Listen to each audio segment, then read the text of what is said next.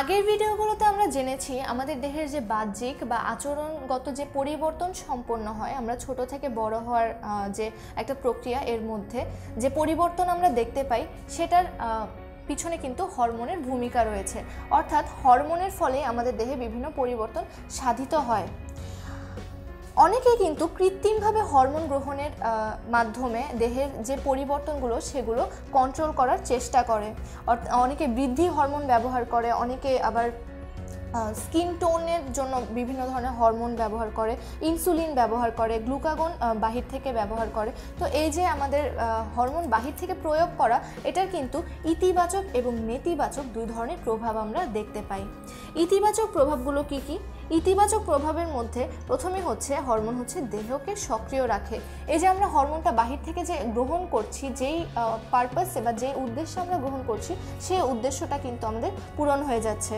এরপর এটা হচ্ছে চর্বি কমায়। অনেকেই দেখা যায় যে মোটা থেকে চিকন হওয়ার জন্য বিভিন্ন ধরনের হরমোন প্রয়োগ করে থাকে, কৃত্রিম হরমোন প্রয়োগ করে থাকে।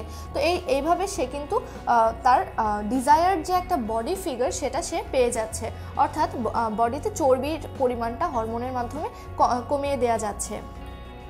এরপর হচ্ছে দেহের বৃদ্ধি সাধিত হয়।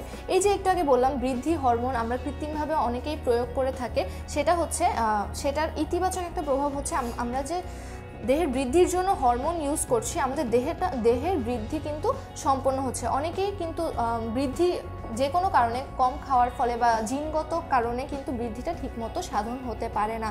তো এই জন্যই কৃত্রিমভাবে হরমোন প্রয়োগের মাধ্যমে তার বৃদ্ধিটাকে সুষ্ঠুভাবে সম্পন্ন করা হয়। এরপর আরেকটা হচ্ছে ক্ষতপূরণে সাহায্য করে।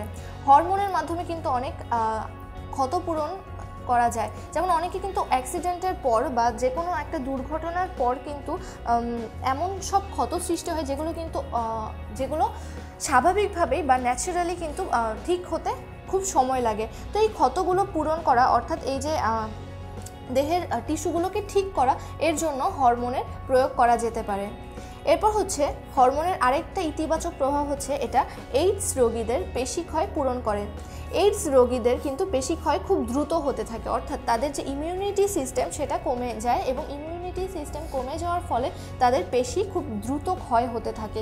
তো বাহ্যিকভাবে হরমোন প্রয়োগের মাধ্যমে কিন্তু এই পেশি ক্ষয়টাও পূরণ করা যেতে পারে। হরমোন হাড় শক্তিশালী করে। এই যে একটু আগে আমরা পড়লাম প্যারাথাইরয়েড হরমোন কিন্তু ভিটামিন ডি কে সক্রিয় করে এবং এর মাধ্যমে কিন্তু আমাদের যে রিকেটস রোগ সেটা প্রতিহত হয়। তো এভাবে বিভিন্ন ধরনের হরমোন প্রয়োগের মাধ্যমে আমরা আমাদের হাড়কে শক্তিশালী করে ফেলতে পারি। এবং হরমোনের সবচেয়ে গুরুত্বপূর্ণ যেটা ইতিবাচক প্রভাব সেটা হচ্ছে রোগ প্রতিরোধ করে। বিভিন্ন ধরনের হরমোনাল ইমব্যালেন্সের ফলে বা ন্যাচারাল যে হরমোন আমাদের শরীরে যদি অনুপস্থিত থাকে তখন আমরা বিভিন্ন ধরনের রোগে আক্রান্ত হই বা বিভিন্ন ধরনের ব্যাধির শিকার হই।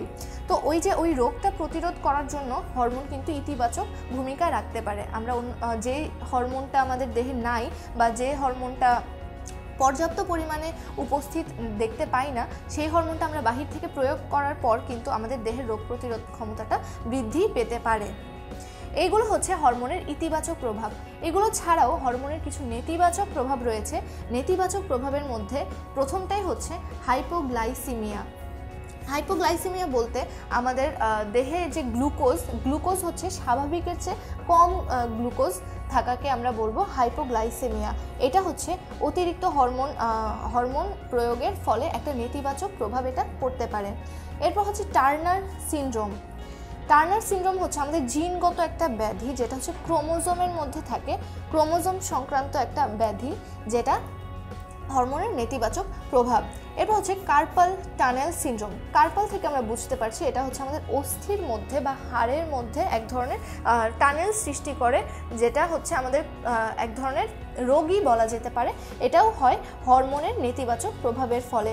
এটার ফলে আঙুলের হাড় বা হাতে বা আমাদের হাতের তালু অসাড় বা অবশ হয়ে যেতে পারে।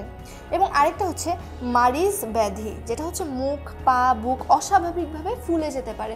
আমরা যখন গ্রোথ হরমোন বা বিভিন্ন ধরনের হরমোন কৃত্রিমভাবে প্রয়োগ করে থাকি আমাদের দেহে, সেটা কিন্তু সাইড ইফেক্টস পড়তে পারে আমাদের বৃদ্ধির ক্ষেত্রে বা যে কোনো ক্ষেত্রে, এবং এভাবেই আমাদের মুখ হাত পা ফুলে যেতে পারে, এবং এই ব্যাধিটাকে আমরা বলি হচ্ছে মারিজ ব্যাধি। এভাবে হচ্ছে বিভিন্ন ধরনের ব্যাধি সৃষ্টি করা হচ্ছে হরমোনের সাইড ইফেক্টস বা নেতিবাচক প্রভাব। এগুলোই হচ্ছে হরমোনের ইতিবাচক এবং নেতিবাচক প্রভাব। তো আমরা আজকে হরমোন সম্পর্কে বিস্তারিত জেনে নিলাম। আমাদের পরবর্তী ভিডিওগুলোতে আমরা আরও অন্য কিছু সম্পর্কে জেনে নিব। আমাদের সাথেই থাকো, এবং আমাদের যদি আজকের লেকচার না বুঝতে পারো তাহলে আমাদের ভিডিওটা আরেকবার দেখে আসতে পারো। সবাইকে ধন্যবাদ।